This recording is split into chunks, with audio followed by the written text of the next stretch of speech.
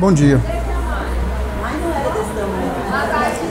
Eu costumo gravar algumas coisas que eu falo quando eu vou fazer palestra em alguns lugares, porque de vez em quando eu falo alguma coisa que se aproveite. Aí eu publico em outros canais na internet, no meu canal do YouTube ou então como podcast, só o áudio, né? Então assim, geralmente eu sou chamado para falar de autismo, porque eu trabalho com isso há 24 anos esse ano. Então é um caminho que eu escolhi para minha vida, trabalhar com autismo, é uma coisa que eu gosto de fazer, mas não é infrequente que eu tenha também contato direto com a depressão, tanto em pais de pessoas com autismo, como em outros pacientes que não têm autismo na família, mas que lidam com esse mal, que já foi chamado de o mal do século, né? A depressão e a ansiedade estão entre os problemas mais frequentes, problemas de saúde mental mais frequentes no mundo moderno.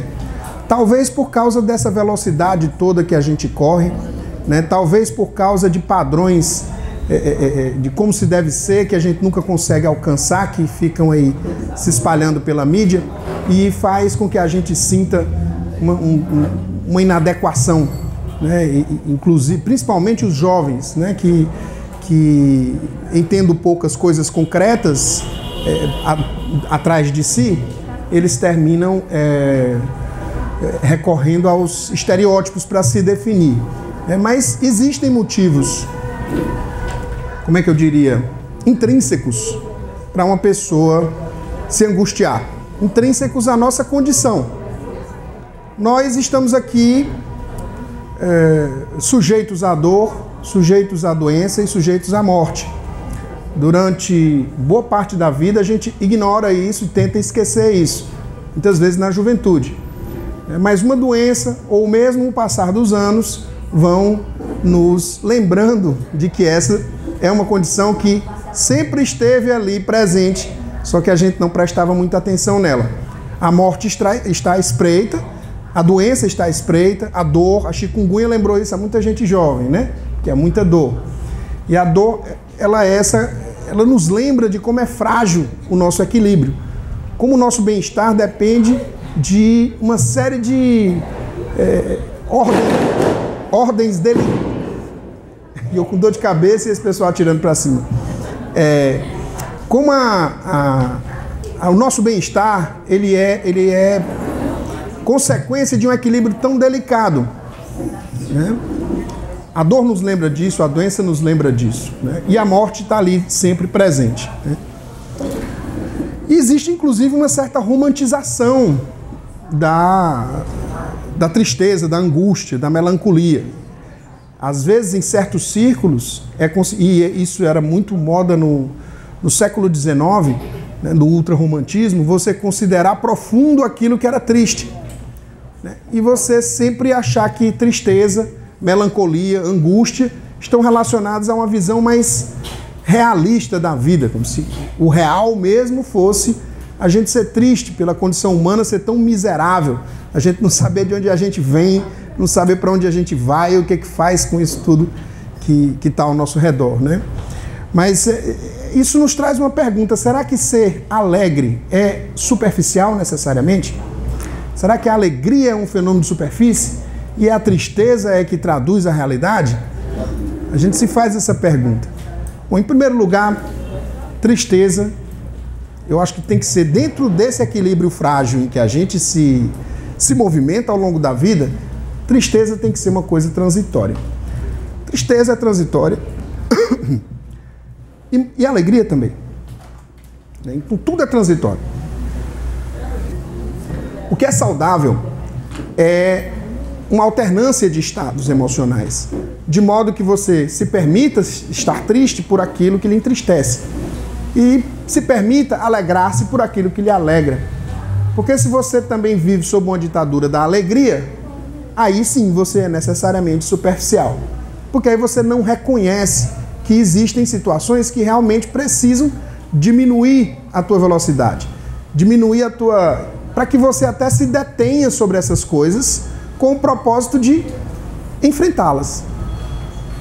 Então, existe uma dimensão da tristeza que é uma dimensão eu diria, de autoconhecimento. É uma dimensão de apreciação do que acabou de lhe acontecer. E que requer que você se torne mais introspectivo e menos...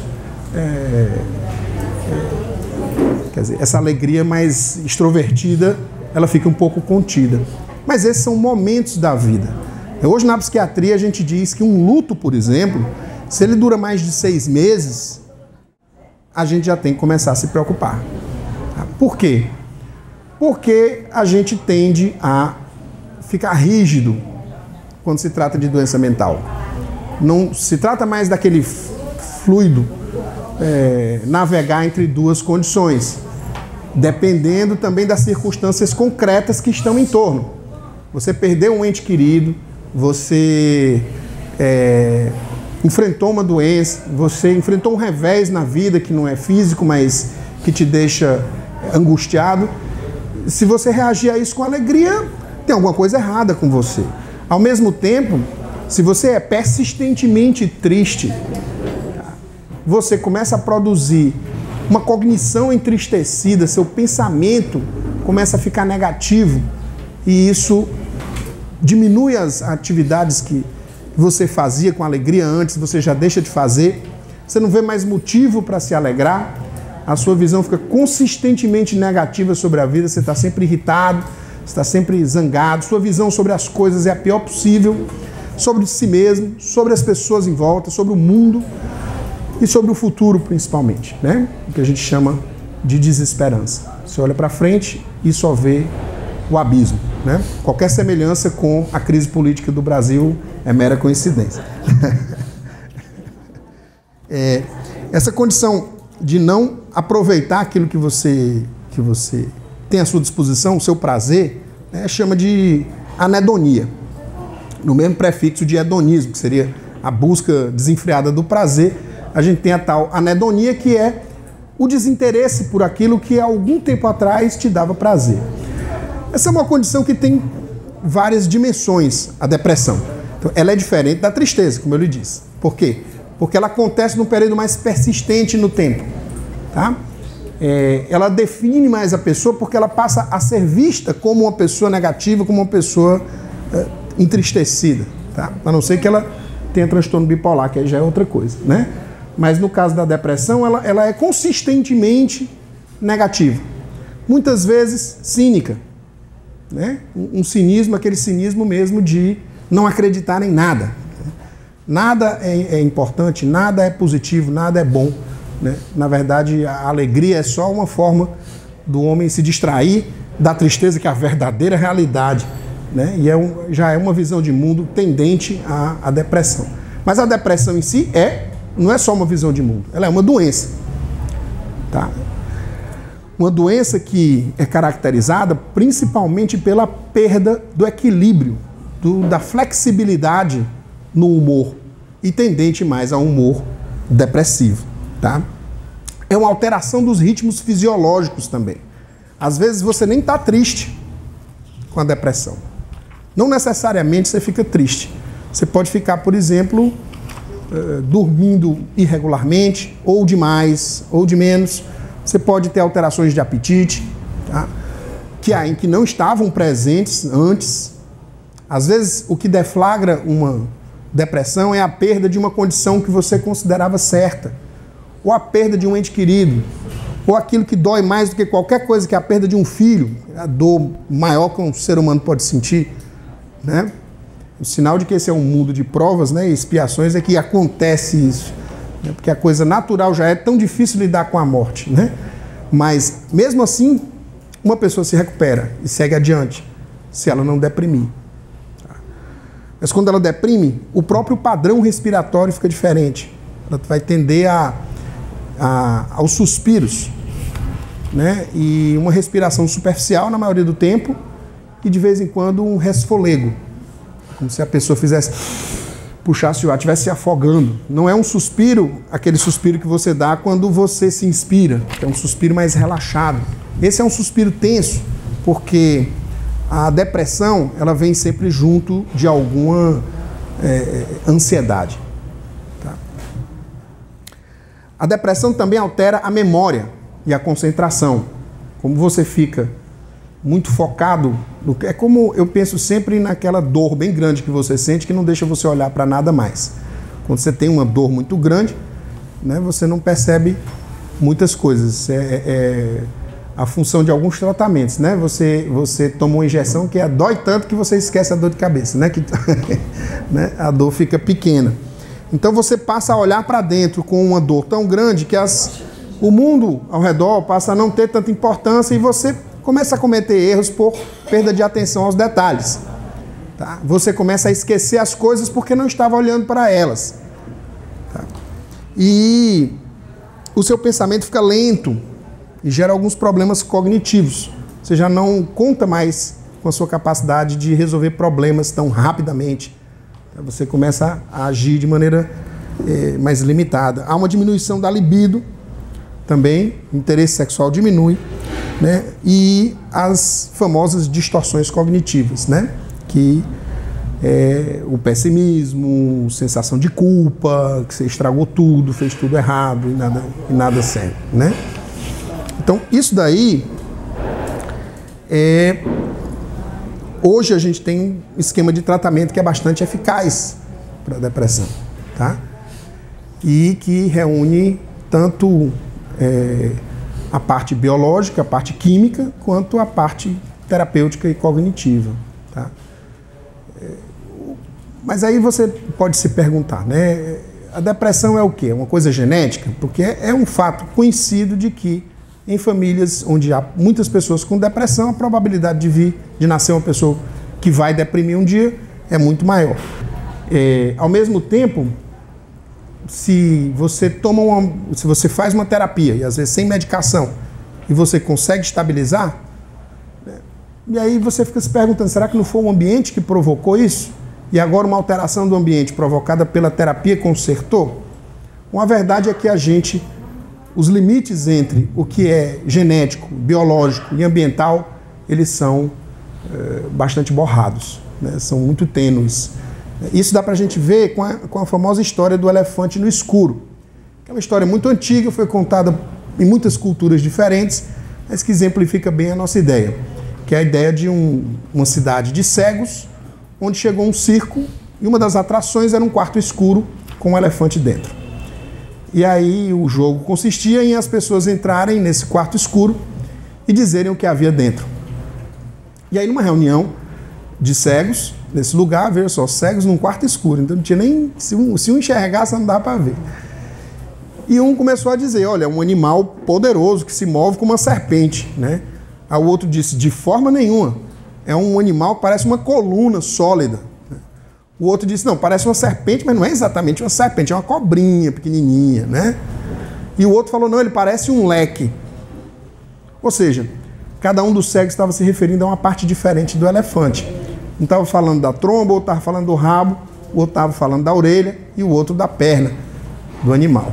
Então, da mesma maneira, quando a gente se aproxima de um fenômeno como esse, fenômeno de comportamento, a gente se dá conta de que uma só causa não explica esse fenômeno, de que é um todo. É necessário uma série de circunstâncias para que o fenômeno aconteça. Resumindo, muita coisa tem que dar errado.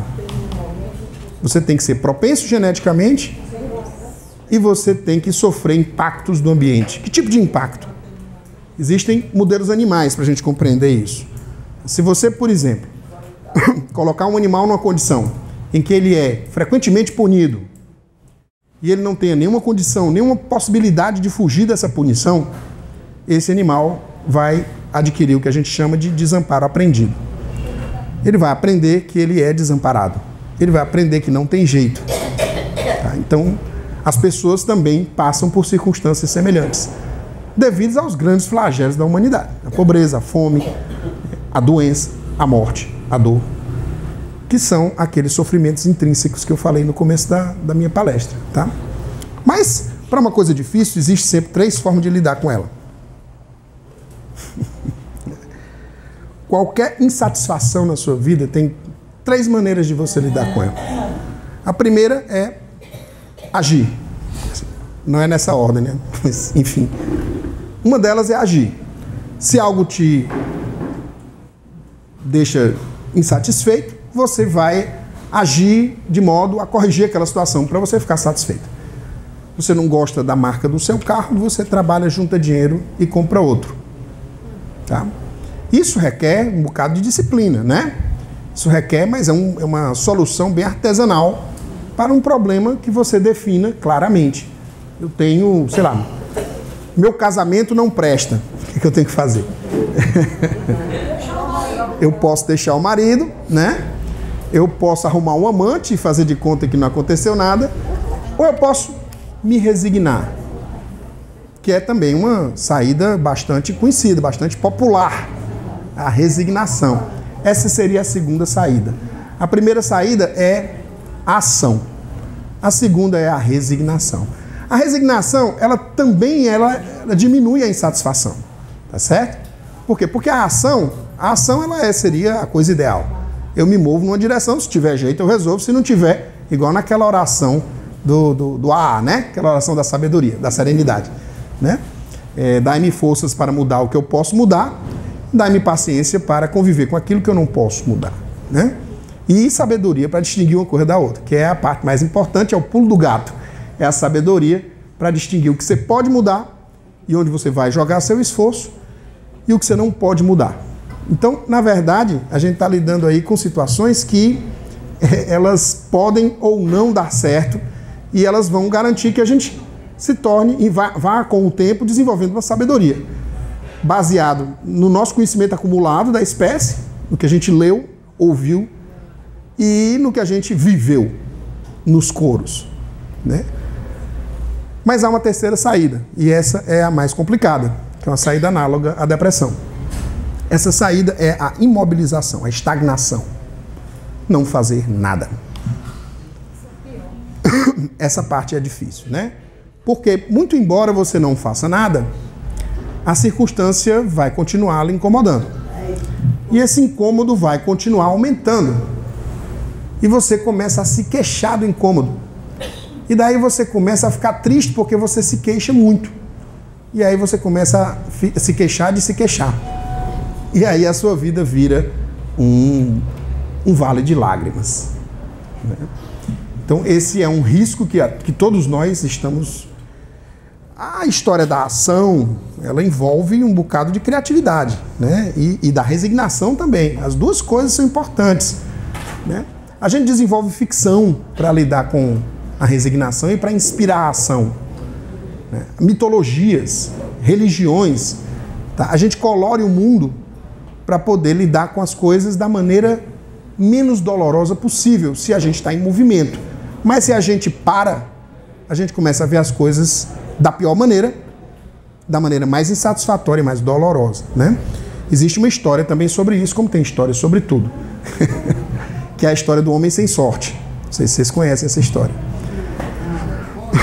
Era um homem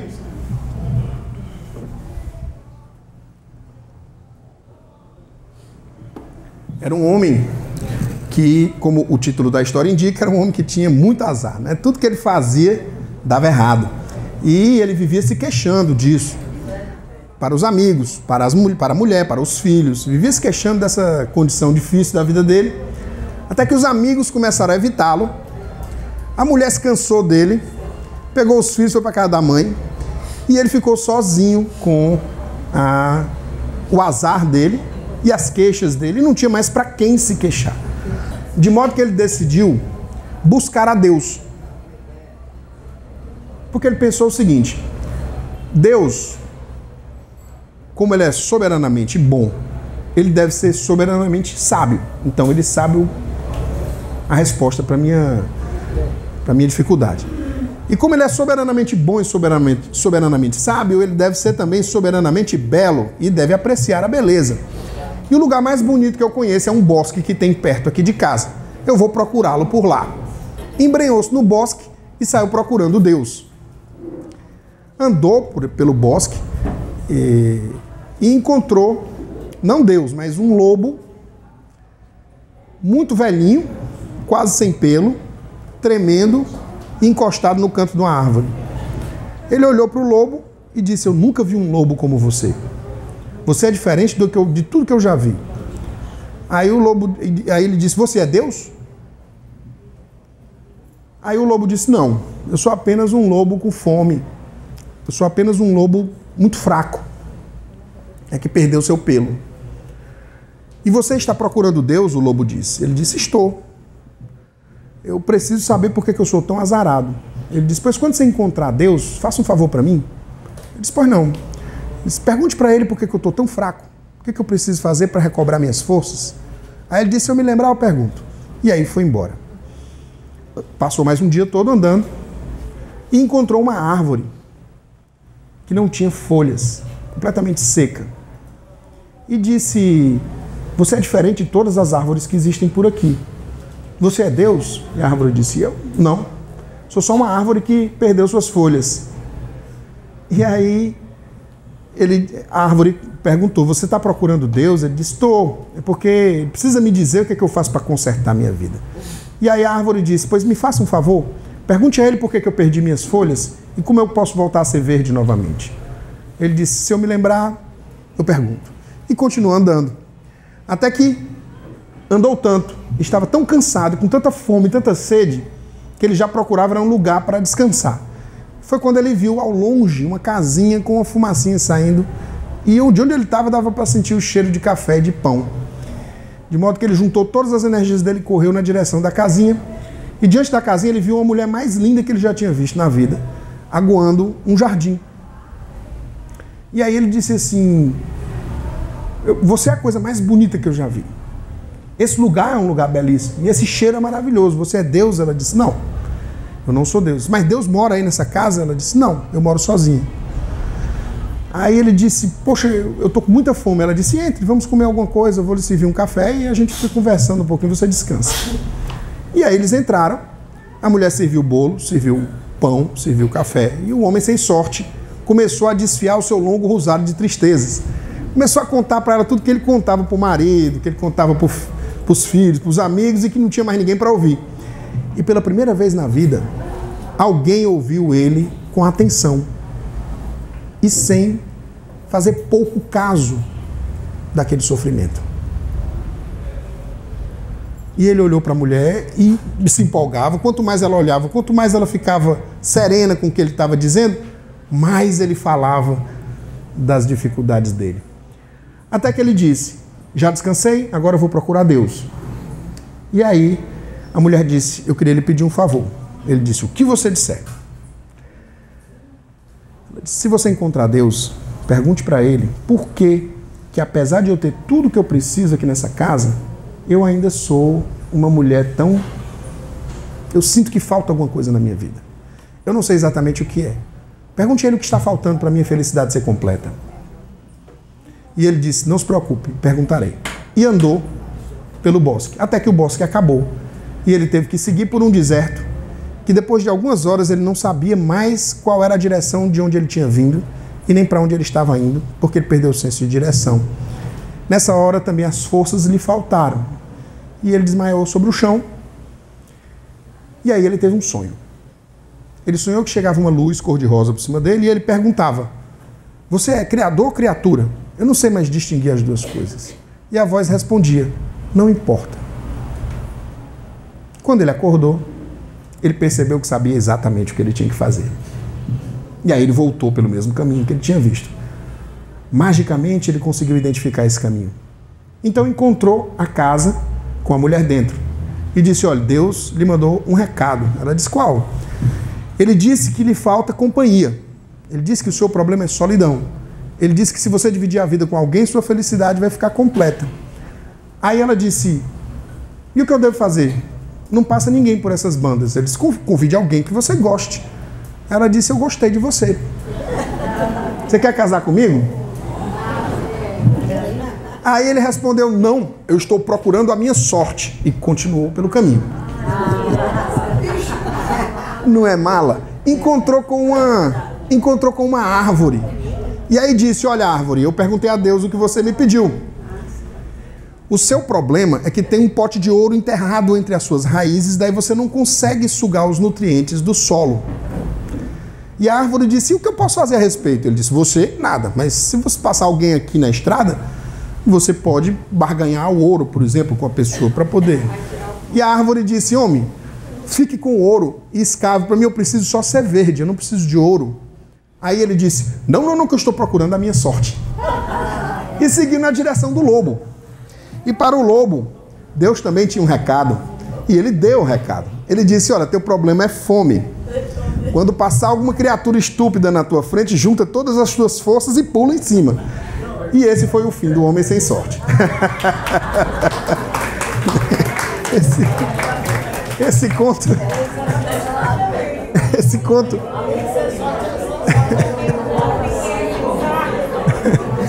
conto tem vários elementos, né, que fazem a gente pensar, né? Vários elementos. Um elemento importante é: se você é persistentemente negativo, imagina que não tem a solução para os seus problemas, imagina que você é azarado, imagina que não tem saída, você não vai enxergar a saída quando ela aparecer na sua frente. Porque uma coisa é reconhecer que as coisas não estão bem. Outra coisa é achar que elas nunca podem ficar bem de novo. Esse é precisamente o passo que você dá que faz com que a situação não tenha mais reversão. Porque você não tem mais como reconhecer o que é uma saída positiva, o que é uma saída útil. Então, esse conto nos demonstra isso. É claro que a história do homem sem sorte podia ser outra. Porque, inclusive, ele encontrou uma pessoa que o escuta sem julgá-lo. E essa pessoa é o terapeuta. Tá? Então, assim, uma pessoa deprimida, naturalmente ele estava com muita fome, estava muito perturbado e ficou fora do alcance de qualquer terapia. Também não consta que no país do homem sem sorte circulassem antidepressivos. E isso, às vezes, é uma coisa necessária, né? Nem sempre a terapia resolve. O ideal é uma combinação das duas coisas, de modo que a pessoa se medique, se a condição dela for muito grave, não há atenção incondicional, não há conselho, não há empurrão que resolva. Todo empurrão só faz a pessoa cair, tá? Porque ela está desequilibrada. Então, se você pegar uma pessoa que está deprimida no fundo de uma rede ou da cama e disser: levanta, rapaz, vai enfrentar a vida, é arriscado ela te mandar para aquele lugar, né? Porque também junto com a depressão vem a disforia, né? Muitas vezes uma pessoa depressiva, ela não é reconhecida como tal, porque em vez de ficar triste, ela fica agressiva. Verbalmente agressiva, na maioria dos casos, porque não tem forças para ir lá e te dar porrada, né? E nem tem forças para ir lá e tirar a própria vida. Então, um risco que tem, por exemplo, de só medicar e não fazer terapia, é o risco da pessoa recobrar algumas energias com a medicação, mas a ideação suicida continua lá. Daí a pequena energia que a pessoa tem porque melhorou, ela usa para se matar, né? Então, existe 1% de casos com o Prozac, né? Esqueci o nome da substância aqui agora. Mas da felicidade? Exato, é uma felicidade que você precisa ter acho que poderia se dizer assim, você precisa ter um amparo simbólico dessa felicidade. Ela não é só química, porque nós não somos seres químicos. Nós somos o elefante inteiro, né? Nós não somos só tromba, nem só rabo, nem só orelha. Somos um elefante inteiro. Então a química faz parte. Aí perguntar o que veio primeiro é a mesma coisa de perguntar se é o ovo ou a galinha que veio primeiro. Tá? Por quê? Porque a gente não sabe realmente se a gente é deprimido por causa da circunstância ou se as circunstâncias nos deprimiram. Existe uma explicação relativamente nova para isso, que é o processo da epigenética. A epigenética é uma camada do genoma que ela só se ativa na presença de certas condições ambientais, de modo que é uma espécie de resgate do ambiente como causador dos problemas das pessoas, dos problemas do que dá errado e do que dá certo, né? Então, gente,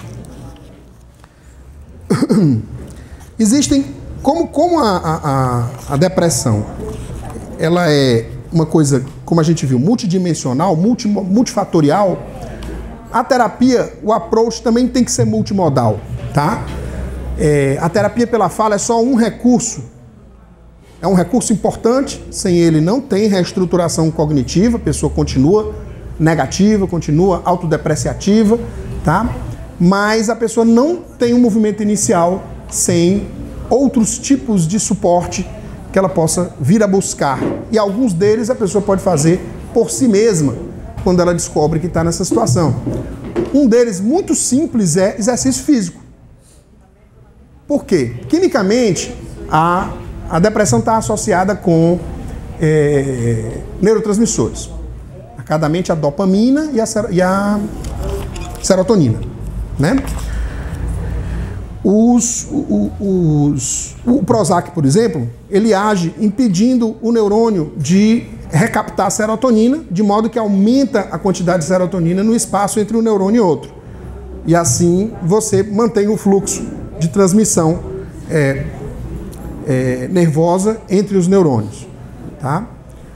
A estagnação desse fluxo provavelmente corresponde também a uma estagnação desse balanço emocional, que vai da tristeza para a alegria, da alegria para a tristeza, de acordo com o ambiente, que requer também uma estimativa cognitiva do ambiente.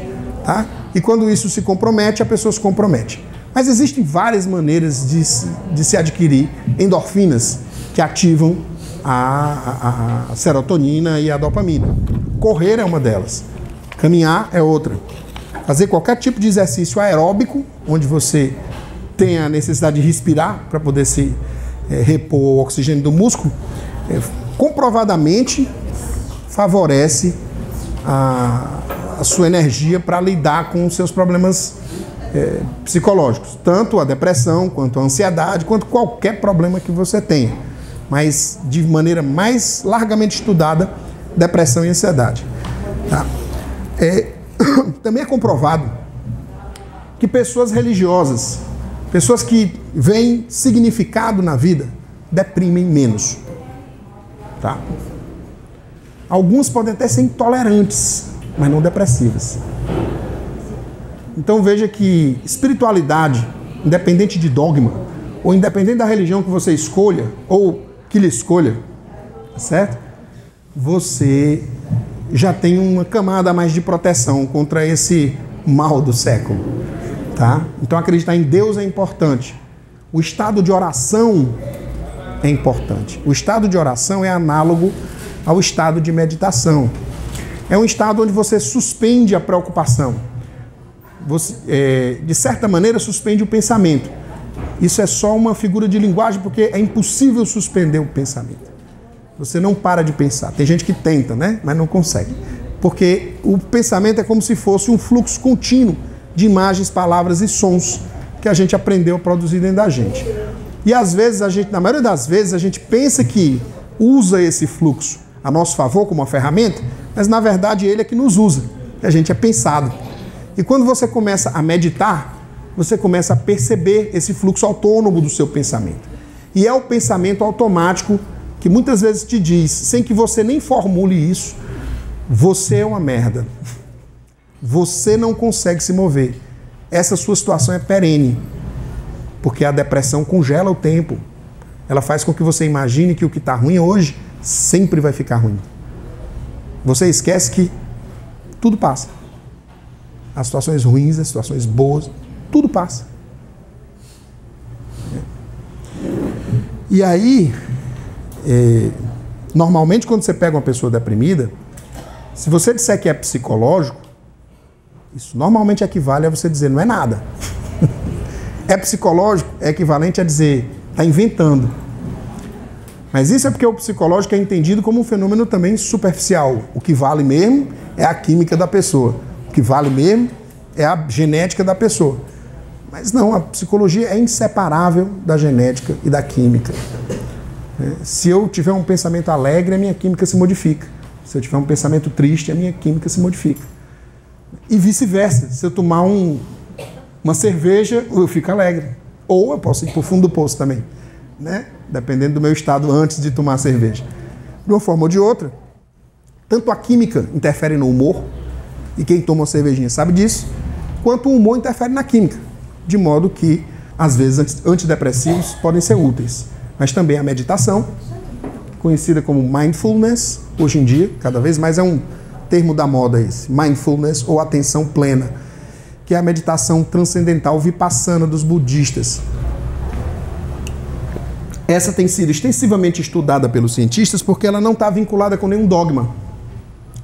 Ela simplesmente significa você sentar numa posição relaxada e apreciar o que acontece dentro e fora de você, sem julgar, sem prender, sem se perder nos pensamentos, fixar-se na sua respiração